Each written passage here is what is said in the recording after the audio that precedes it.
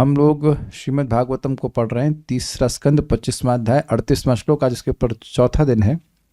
तो भगवान कह रहे हैं कि जो भक्त वैकुंठ की प्राप्ति कर लेते हैं उनके वो कभी उनके संबंधित कोई वस्तु नष्ट नहीं होती। न करहि चिन्मत परः शांत रूपे नक्षन्ति नो मे निमिषो लेडिहेति। न करहि चिन्मत परः शांत रूपे नक्ष्यन्ति नो मे निमिषो लेडिहेति। येषामहं प्रिय आत्मा सुतश्च सखा गुरुः सुहृदो दैवमिष्टम्। येषामहं प्रिय आत्मा सुतश्च सखा गुरुः सुहृदो दैवमिष्टम्। बोलिए। न करहि चिन्मत्परः शांत रूपे नक्ष्यन्ति नो मे निमिषो लेडिहेति। न करहि चिन्मत परः शांत रूपे नक्षन्ति मे निमिषो लेडिहेति। येषामहं प्रिय आत्मा सुतश्च सखा गुरुः सुहृदो दैवमिष्टम्। येषामहं प्रिय आत्मा सुतश्च सखा गुरु सुहृदो दैवमिष्टम्। न करहिचित नक्षन्ति, कभी भी नष्ट नहीं होते हैं। क्या नष्ट नहीं होते हैं? तो कह रहे हैं मत परहा शांत रूप। शांत रूप मतलब वैकुंठ में जो कि उपद्रवों से, विकृति से, ट्रांसफॉर्मेशन से रहित है, जो कि जगत पे देखे जाते हैं, उसमें मत पराह अर्थात मेरे परायण जो भक्त हैं उनके वो भोग विहीन नहीं होते हैं। जो भी उनको सुविधाएं मिलती हैं, जो भी उनको वस्तुएं मिलती हैं जिसका वह उपभोग करते हैं, वो कभी उनसे छिनती नहीं है। नो मे अनिमिषः लेडिहेति। मे अनिमिषः हेति, मेरा जो अखंड अप्रमत्त काल चक्र है वह उनके वस्तुओं को कभी नष्ट नहीं करता है।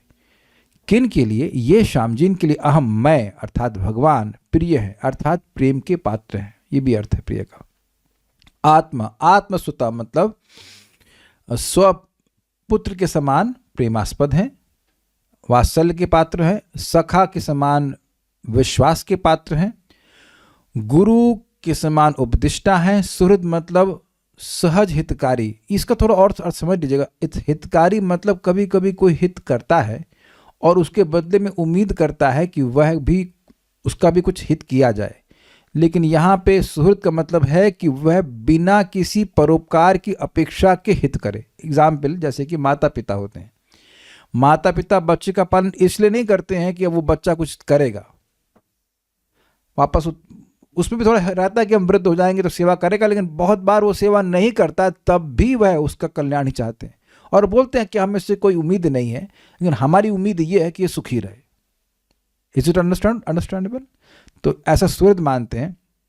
और दैवमिष्टम मतलब इष्ट देव मतलब परम देव मानते हैं। तो इनके लिए ये सब मिलता है सुविधाएं। अब हम लोग प्रभुपाद जी के तात्पर्य को देखते हैं।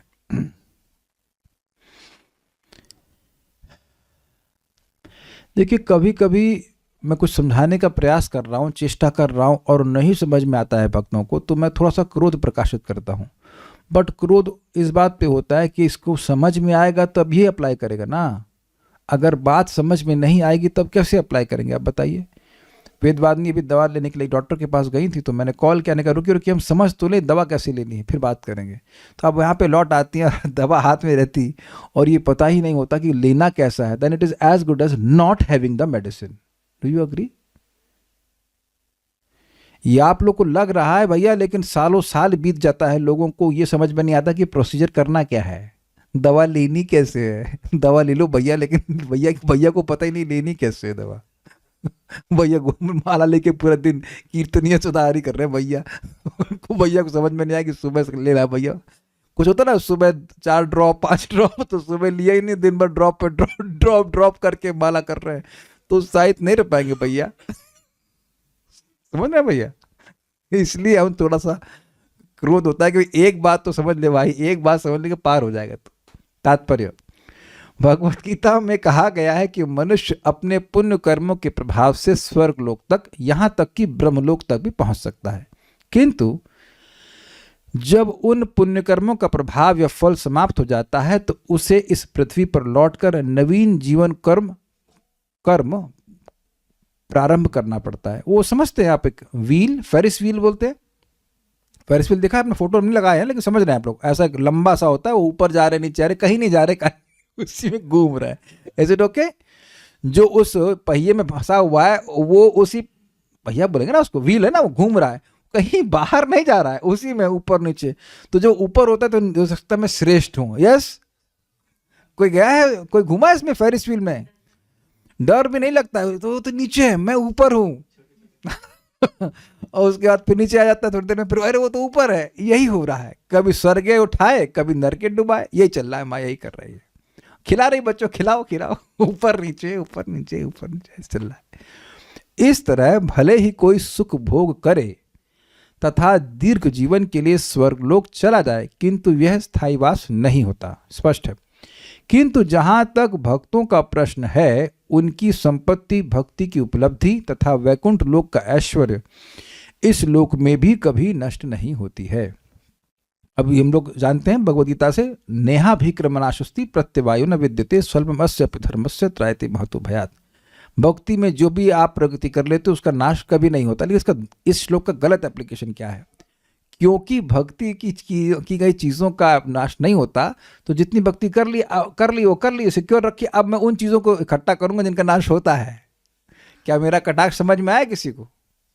अरे भक्ति तो बहुत कर ली यार, अब 128 माला हम पहले कर चुके, अब हमको कुछ और चीज़ें इकट्ठी करनी, जाप नहीं करना है, क्लास नहीं सुनना है, इत्यादि इत्यादि।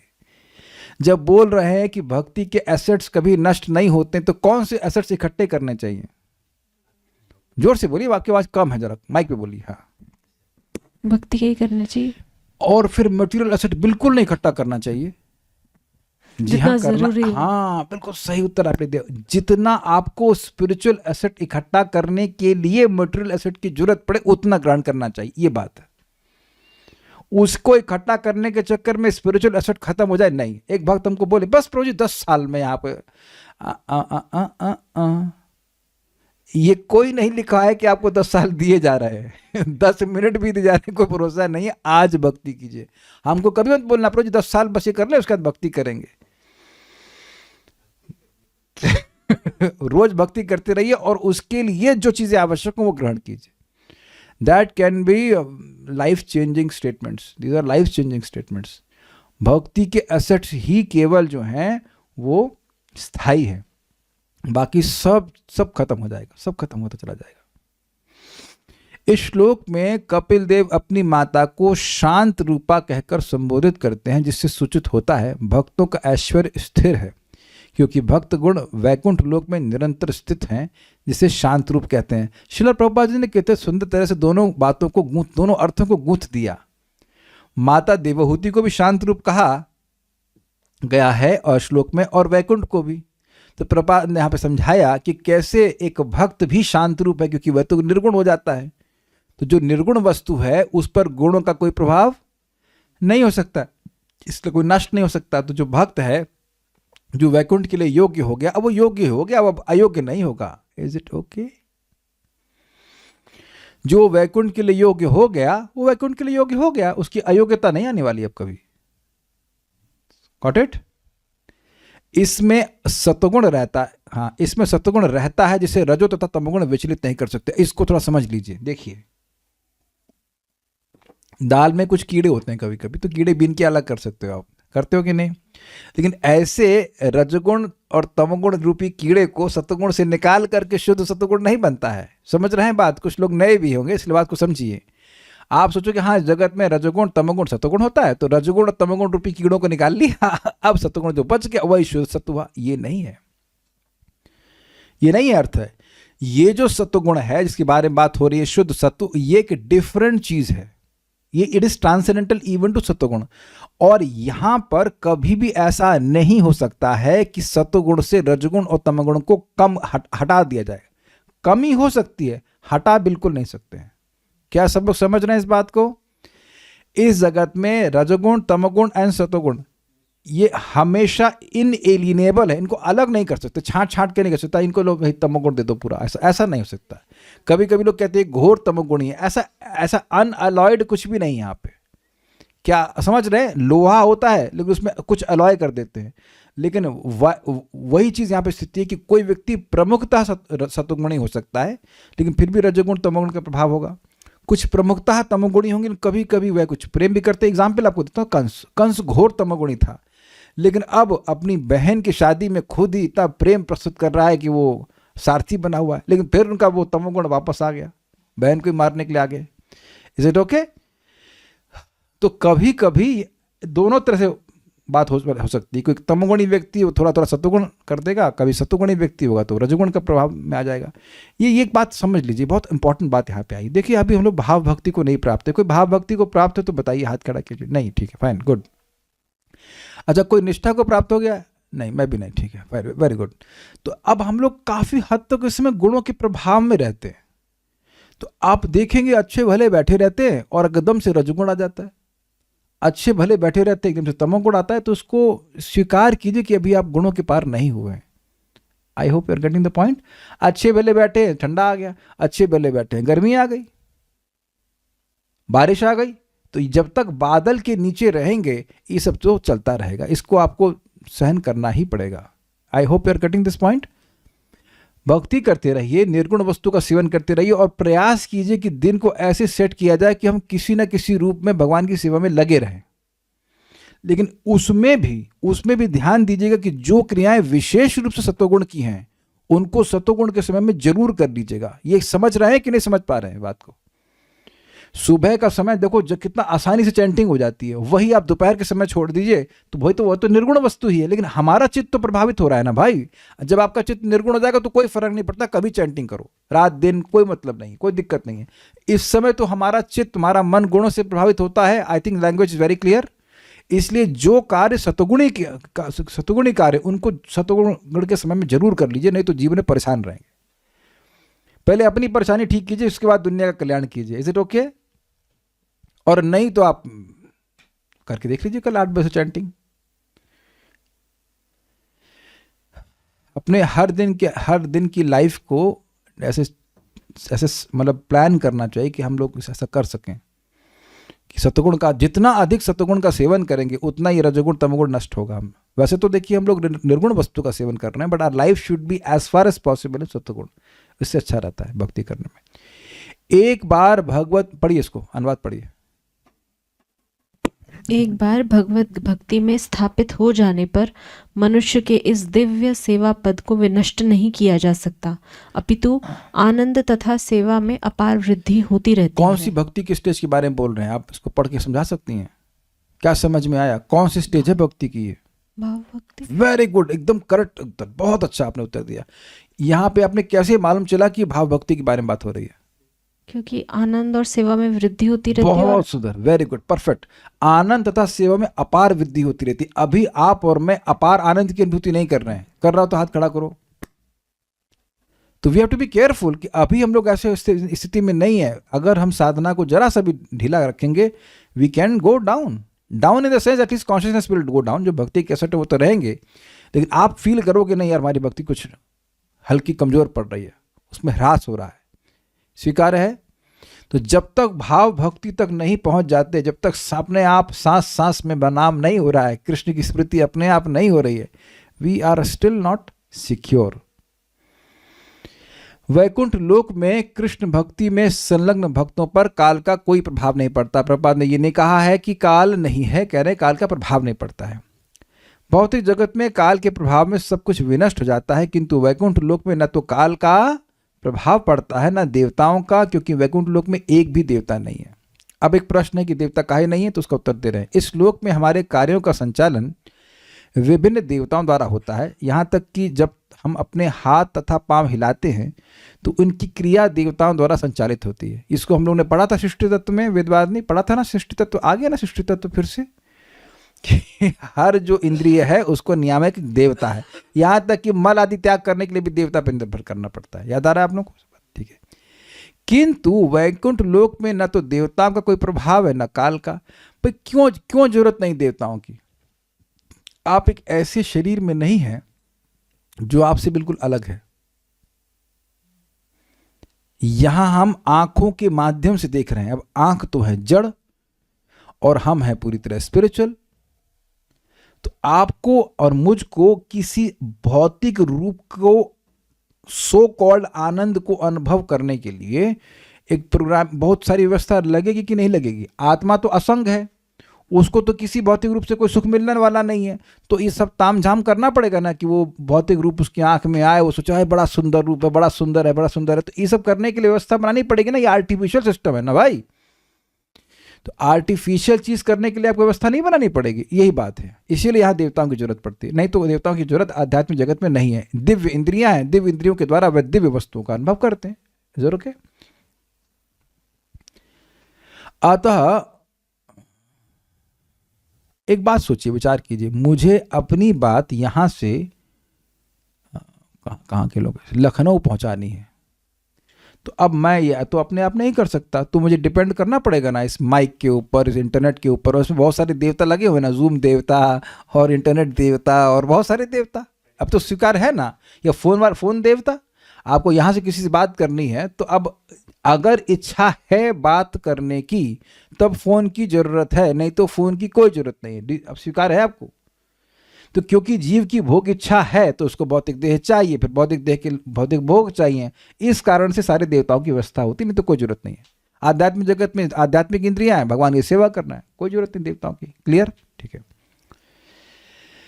ओके। अतः विनाश का कोई प्रश्न ही नहीं उठता, काल का कोई प्रभाव नहीं है। जब काल तत्व उपस्थित हो जाता है तो विनाश निश्चित होता है। काल तत्व कब उपस्थित होता है? सृष्टि के समय।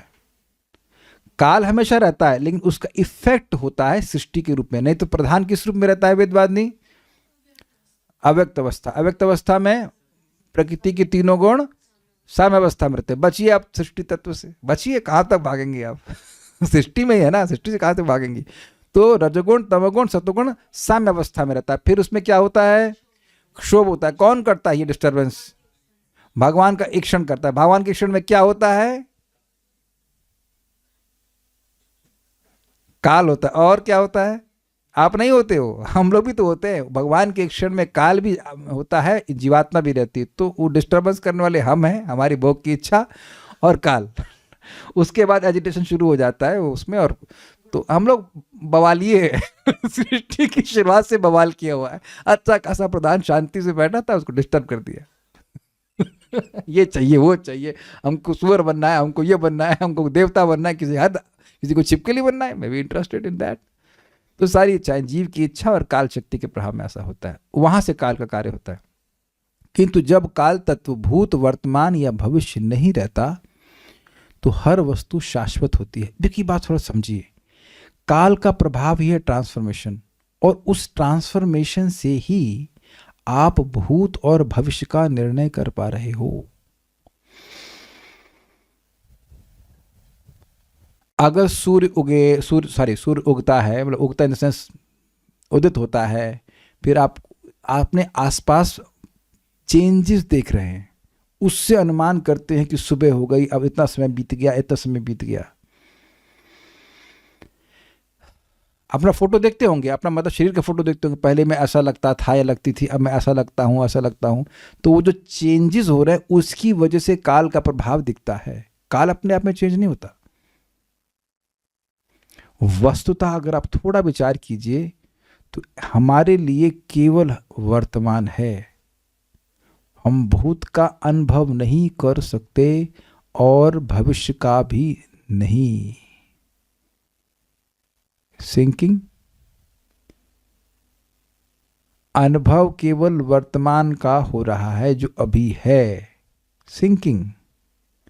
अब आप विचार कीजिए कि जो गधा या गधी जो भी, अपना वही लेबल लगाना पड़ेगा, उस चीज में रहने का, उस समय में रहने का प्रयास कर रहा है जो है ही नहीं,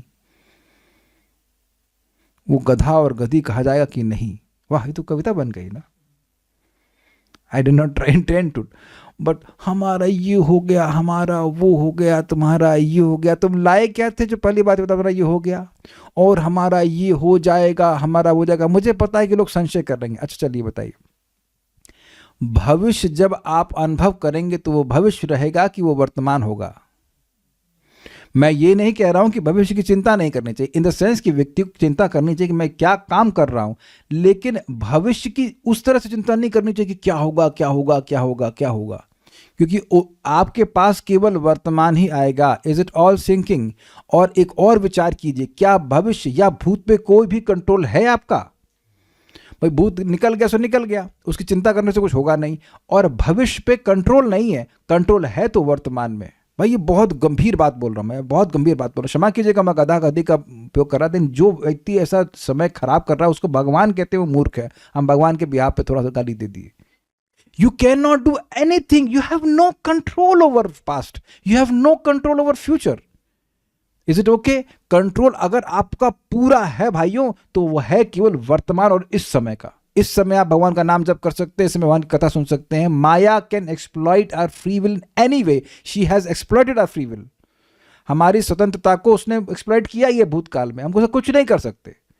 अभी भक्तों की संगत मिल रही है, अभी नाम जप करना, उसके बारे में सोचिए। आज हमको इसी बात गुस्सा आया था, हमें भक्त बोले कि हाँ हम कल उठ सकते हैं, वो बोले वो कल उठ सकते 3 बजे, लेकिन आगे नहीं कर पाएंगे। पहले इन्फॉर्मेशन दे रहे हो कि नहीं कर पाओगे। हमने कहा आपको करना भी तो नहीं है आगे, आपको खाली कल ही तो उठना है। किसको परसों उठना है सुबह जप करने के लिए? कौन? मेरा हाथ खड़ा कीजिए, देखिए कोई डांट नहीं खाया हो तो। हाँ जल्दी से प्लीज। परसों कौन? सुरभि माता जी, परसों उठना है आपको? परसों ना उठना है, कल सुबह उठना है बस। वो भी कल नहीं, आज उठना होगा। जब उठना होगा तो आज उठेंगे, कल उठेंगे आप। जस्ट आज, जस्ट फिक्स योर वर्तमान एंड दैट भविष्य will be automatically determined by your present. मैं इसलिए बोल रहा हूं भाई, देखो भक्ति करेंगे ना तो माया इतनी आसानी से नहीं जोड़ देंगे, जा सिमरन जा छोड़ दे। नहीं नहीं, ऐसा नहीं छोड़ेगी इतनी आसानी से।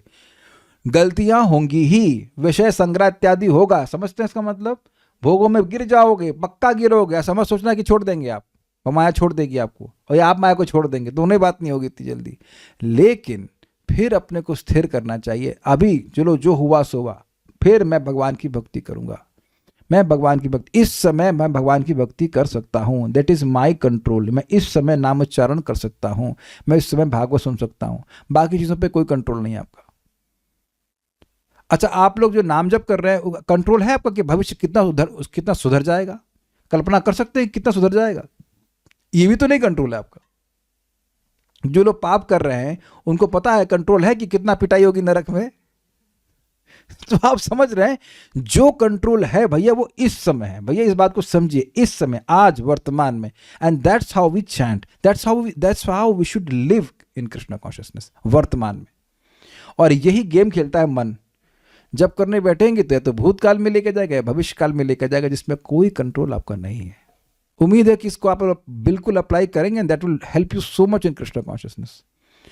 मूर्ख ना बना, माया के द्वारा मूर्ख ना बनने का बनवाया जाए कि ऐसा होगा वैसा होगा। या कभी कभी हम ये भी सोचते हैं कि आज हमारा कुछ कठिनाई हो रही है तो हमेशा ऐसी कठिनाई बनी रहेगी।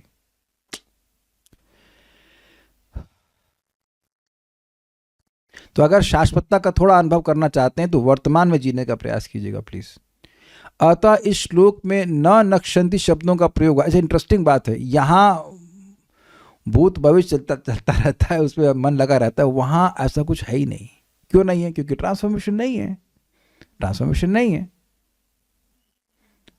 अब सोचिए कि किसका क्या मतलब है। और ब्रह्म संहिता में एंड में लिखा हुआ है कि एक क्षण के लिए भी वहां समय व्यतीत ही नहीं होता है। कितना बढ़िया स्थान है ना। अतः इस श्लोक में न नश्यंती शब्दों का प्रयोग हुआ है, जिनसे सूचित होता है कि दिव्य ऐश्वर्य का कभी विनाश नहीं होता। विनष्ट न होने का कारण भी उल्लेख हुआ है। भक्तगण परमेश्वर को अत्यंत प्रिय विभूति के रूप में स्वीकार करते हैं और उनसे नाना प्रकार से संबंध स्थापित करते हैं। वे परमेश्वर को सर्वप्रिय मित्र, सर्वप्रिय परिजन, सर्वप्रिय पुत्र, सर्वप्रिय शिक्षक, सर्वप्रिय शुभचिंतक या सर्वप्रिय देव विग्रह के रूप में स्वीकार करते हैं। समझे प्रभुपाद ने क्या किया है? प्रभुपाद ने क्या किया है, देखिए, ये जो प्रिय शब्द है इसको सबसे लिंक कर दिया। प्रिय आत्मा, प्रिय सुत, प्रिय सखा, प्रिय गुरु, प्रिय सुहृद और प्रिय दैवम इष्टम। कितना सुंदर प्रभुपाद व्याख्या करे। Got it? ठीक है। ऐसा कई बार श्रीला श्रीधर स्वामी करते हैं कि एक शब्द का संबंध सबसे जोड़ देते हैं। इसे कहते हैं सर्वत्र संबध्यते, ऐसा वो संस्कृत में टीका करते हैं। ऐसे प्रभुपाद ने टीका करी, बहुत अच्छा। ऐसे भगवान के रूप में नहीं पूजा करते जिनको सेवा करने में बहुत दुख होता हो, नहीं। भगवान सनातन है, अतः उनसे जो कोई संबंध बनाता है वह भी सनातन होता है। यहां इसकी पुष्टि की गई है कि ऐसे संबंधों को विनष्ट नहीं किया जा सकता, फलतः उन संबंधों के ऐश्वर्य को भी नष्ट नहीं किया जा सकता। प्रत्येक जीव में किसी न किसी से प्रेम करने की प्रवृत्ति होती है। अब इस पर बड़ी सुंदर बात आपको बताऊं, परम पूज्य भक्ति विज्ञान महाराज बोले कि we are all very emotional beings. आप में से कभी किसी ने कहा है कि आई एम नॉट इमोशनल? मैं अपनी बात नहीं कर रहा हूं, आपने अपने लिए बोला है कभी? हम बहुत इमोशनल नहीं है भाई, हम अपने लिए बोलते हैं, लेकिन ऐसा है नहीं। ये ठीक है, I may not be crying but I am very emotional. Vedvadi, are you emotional? वो चुप मुस्कुरा रहे हैं, अरे कुछ बोलो, are you emotional? Yes Varun Prabhu, are you emotional? अब मेरा ये प्रश्न थोड़ा अलग तरह से किया जा रहा है। Subhadra, are you emotional? हाँ, ये सब लोग यहाँ पर सब करना में, प्रभु आर यू इमोशनल? अब प्रश्न है कि भाई ये क्या कहना चाहते हैं? ये कह रहे हैं प्रभु जी मैं बहुत ज्यादा ही इमोशनल हूं। सब लोग एक ही बराबर से इमोशनल हैं। क्यों? प्रेम में इमोशंस का एक्सचेंज होता है कि नहीं? तो सभी लोग यहां, कौन व्यक्ति है जो कह सकता है कि मैं प्रेम नहीं चाहता? एक व्यक्ति हाथ खड़ा करो जल्दी से, फिर हम उसको प्रेम देंगे। So we know we want to serve. Service means emotional. Service means love. Love means emotions. Love is an emotion or not? तो कोई व्यक्ति सेवा करना चाहता है या सेवा स्वीकार करना, ये तो चल रहा है पूरे में। तो यानी जीवात्मा 100% इमोशनल है। समझ आ गई बात, इमोशंस की बात। You want to serve, is it not? हम देखते हैं कि जब किसी के पास किसी के कोई प्रिय नहीं होता तो वह अपने प्रेम को कुत्ता या बिल्ली जैसे पशुओं की ओर मोड़ देता है। यहां तक कि लोग अपनी संपत्ति को भी रख देते हैं अपने प्रिय बिल्ली के पीछे। उसको अपना सुहृद मानते हैं शायद। इस तरह समस्त जीवों में प्रेम का शाश्वत लगाव प्रेम का विषय खोजने की ओर होता है, और वो प्रेम का विषय उसे मिलता नहीं है, मिलता है फ्रस्ट्रेशन। मान लो कि जिसको प्रेमास्पद मान रहा है उससे कुछ प्रेम मिला भी, तो मिलेगा लिमिटेड, और उसके बाद लिमिटेड क्वांटिटी और लिमिटेड टाइम के लिए। कभी कभी जो प्रेम का विषय होता है वो मर जाता है। भाई लोग संतान क्यों करते हैं? क्यों करते हैं बताइए? प्रेम दे सके, प्रेम ले सके। ये सिंपल सी बात है। There is no other reason. I hope there is no reason like that. वो वात्सल रस का अनुभव करना चाहते हैं, या मित्र क्यों बनाते हैं? वो साख्य रस का अनुभव करना चाहते हैं, लेकिन ओरिजिनली जो है, जो मूल मिलेगा वो कृष्ण से मिलेगा। ये बात है। इस श्लोक से हम जान सकते हैं कि हम पूर्ण पुरुषोत्तम भगवान से अपनी प्रीतम वस्तु, मित्र, पुत्र, शिक्षक या शुभचिंतक के रूप में प्रेम कर सकते हैं। इसमें ना तो किसी प्रकार धोखा है और ना ऐसे प्रेम का कोई अंत है। बहुत अच्छी बात है। इस जगत पे संबंध बनाता है व्यक्ति, लेकिन उसको धोखा मिलता है। किस तरह से धोखा मिलता है? जिस प्रेम की एक्सपेक्टेशन लेकर वो संबंध बनाया था वो उसको नहीं मिला। और अगर ऐसा आपके जीवन में कभी हुआ है, हाथ में खड़ा करना, सब लोग देख लेंगे, लेकिन अगर ऐसा हुआ है देन डोंट बी सरप्राइज्ड। ये जो फैंटेसी है ना हमारे मन में बनी हुई है कि उससे शादी कर लेंगे तो बस they will live happy ever after, कुछ नहीं होना है। ये कोई किसी का सामर्थ्य नहीं कि आपको पूरी तरह संतुष्ट कर दे, except Krishna. No one is Krishna. इसीलिए प्रपात कहते हैं हर व्यक्ति कृष्ण को ढूंढ रहा है, भले ही वो ना जानता हो। कुछ समझ में आ रही है बातें? आप इस जीवन में कभी किसी के द्वारा कुछ रिलेशनशिप में कुछ परेशानी आए, कुछ दुख प्राप्त हो, तो आश्चर्य नहीं कीजिएगा, वो ये जगत बनाए इसी प्रकार से गया कि कोई संतुष्ट कर ही नहीं सकता इस तरह से। हम भिन्न भिन्न, महाराज बड़ा विनोद में कहते हैं परम पूज्य Radhanath Maharaj, men and women are not made for each other, they are made for Krishna. और जब भी व्यक्ति सोचता है कि I am made for you, made for each other, फिर उसके बाद they are made for court case. होता है कि नहीं? झगड़ा करते हैं इस तरह से। हम भिन्न भिन्न प्रकारों से भगवान के साथ संबंधों का आनंद उठा सकते हैं। इस श्लोक की विशेष बात भगवान को परम शिक्षक के रूप में ग्रहण करना है। देखिए कितनी प्रपात फोकस कर रहा है कि भगवान को ये इसलिए फोकस कर रहे हैं कि भैया बेटा ना मान पाओ और अभी तुरंत मानने की जरूरत भी नहीं, लेकिन शिक्षक के रूप में आप जरूर स्वीकार कर सकते हो। भगवद गीता का प्रवचन स्वयं भगवान द्वारा हुआ और अर्जुन ने कृष्ण को अपना गुरु स्वीकार किया। शिष्यस्तेहम शाधिमाम त्वाम प्रपन्नम। इसी प्रकार हमें भी कृष्ण को ही परम गुरु के रूप में स्वीकार करना चाहिए। मतलब और भी गुरु हैं, लेकिन जो भी गुरु होंगे वो भगवान के अनुगत में ही हमको बात बताएंगे, उनसे अलग नहीं, तब वो गुरु नहीं है। वास्तव में कृष्ण का अर्थ है कृष्ण तथा उनके विश्वस्त भक्तजन, कृष्ण अकेले नहीं हैं। जब हम कृष्ण कहते हैं तो इससे उनका नाम, रूप, गुण, धाम तथा पार्षदों का अर्थ बोध होता है। कृष्ण कभी अकेले नहीं रहते, क्योंकि कृष्ण के भक्त निर्विशेषवादी नहीं होते, मतलब वो इम्पर्सनलिस्ट नहीं होते हैं। पॉइंट क्या है, जब कह रहे कृष्ण को गुरु के रूप में स्वीकार करो, मतलब कृष्ण के भक्त को गुरु के रूप में स्वीकार करो। हम में से कोई भी व्यक्ति सीधे कृष्ण से ज्ञान नहीं लेता है, भक्त लोग समझाते हैं, तो उनको भी भक्तों ने समझाया है। सिंपल है, भगवान के भक्तों का आश्रय लेना और भगवान के आश्रय लेने में कोई भी भेद नहीं है। कृष्ण क्या कह रहे हैं कि मेरा मुझ में मन लगाओ, एक प्रामाणिक भक्त क्या कहता है, मुझे मन लगाओ, नहीं, मुझ में मन नहीं लगाओ, भगवान में मन लगाओ। क्लियर? ठीक है। उदाहरणार्थ, राजा सदैव अपने सचिव, सेनापति, दास तथा ऐसे ही अन्य लोगों के संग रहता है। जो ही हम कृष्ण तथा उनके पार्षदों को अपना शिक्षक मान लेते हैं, तो ऐसा कोई कुप्रभाव नहीं जो हमारे ज्ञान का विनाश कर सके। भाई आप कहेंगे पार्षद कहाँ मिलेंगे? मिल जाएंगे, भागवत में बहुत बार पार्षद मिल जाएंगे। विष्णुदूत बोल रहे हैं ना, अयम ही कृत निर्वेशो जन्म कोटि अहंसामपि यद व्याज हार विवशो नाम अस्वस्थयनम हरे। बोल रहे हैं कि इस पापी ने अयम ही, जिसको आप बोल रहे हो कि पापी है, इस अजामिल को, इसी ने करोड़ों करोड़ों जन्मों के प्रायश्चित कर लिए हैं अपने पापों के, जब उसने अपने बेटे के वश में, बेटे के प्रेम के वश में बोला था नाम नारायण।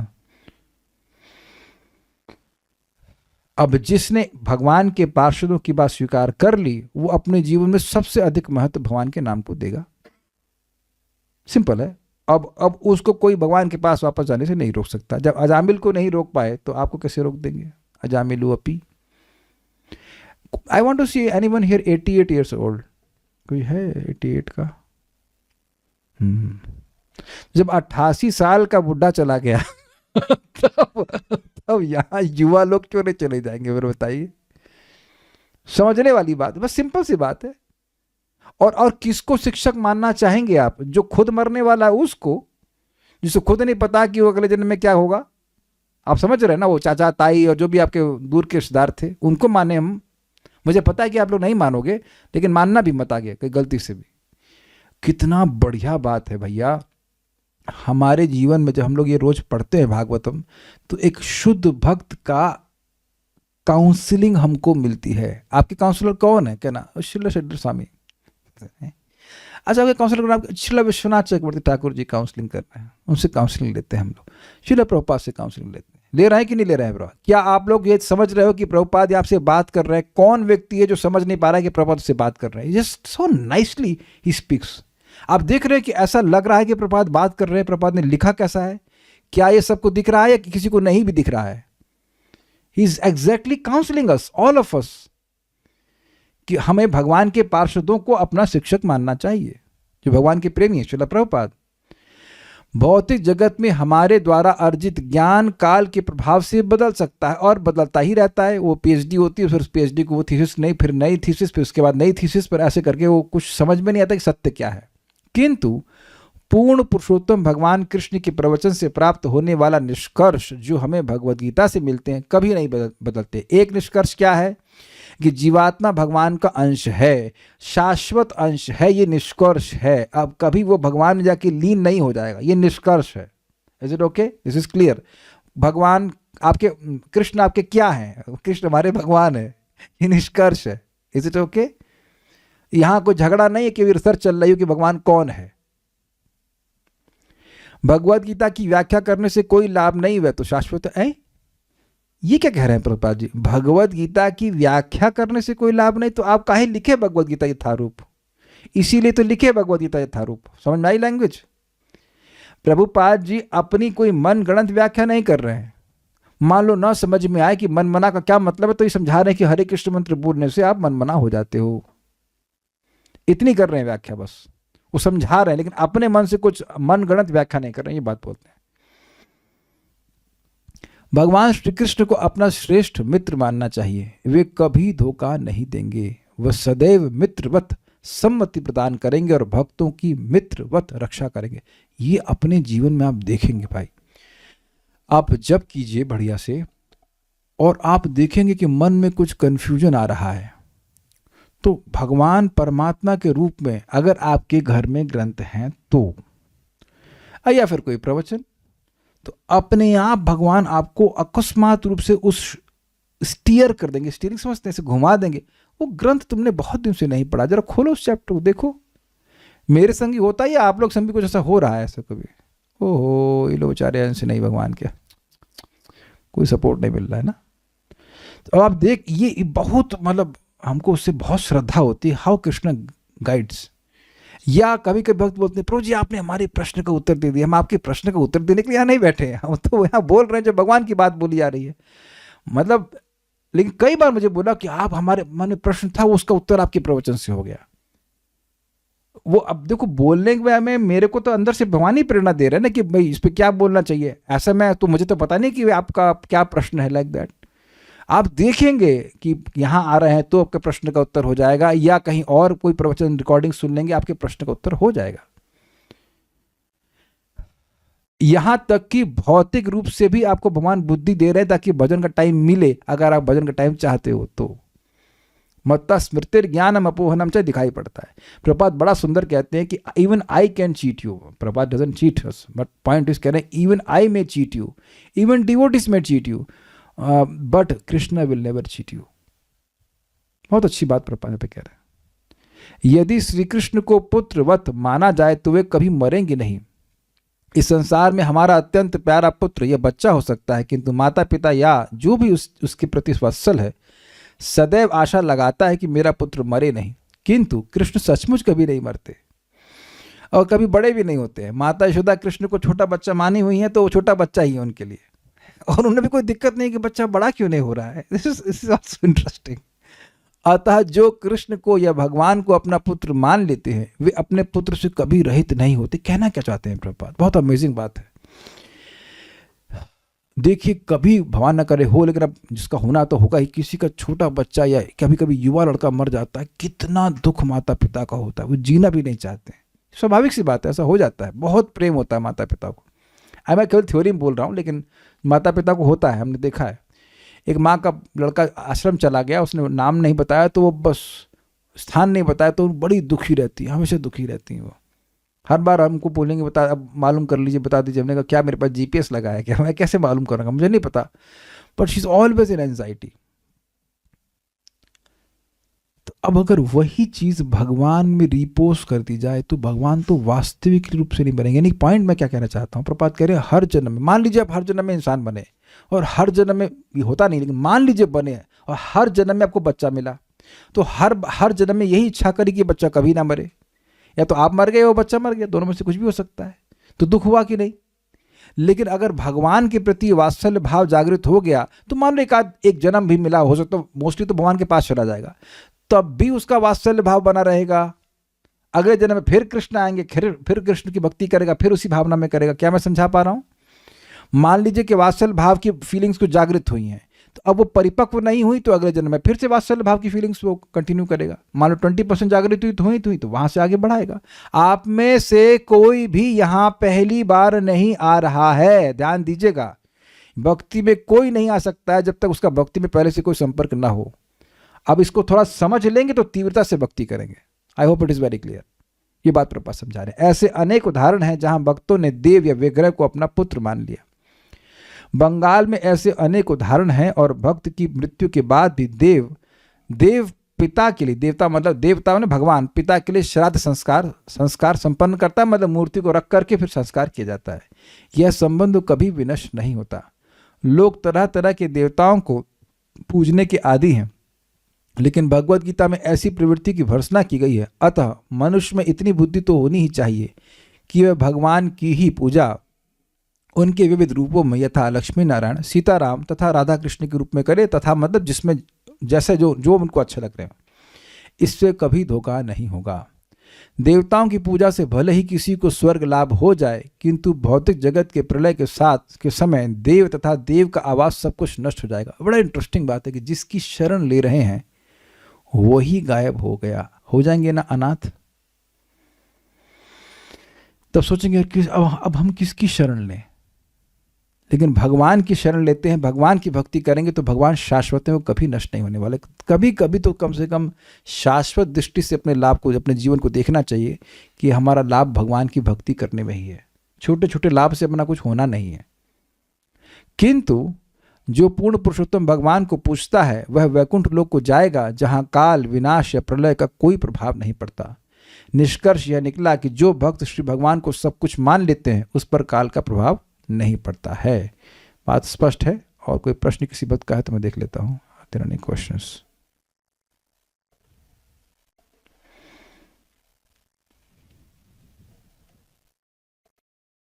मेरे से कोई प्रश्न तो नहीं है। नहीं, ठीक है। So it's very clear, stop here. Shrimad Bhagavatam की जय, श्रील प्रभुपाद की जय, निताई गौर प्रेमानंदे।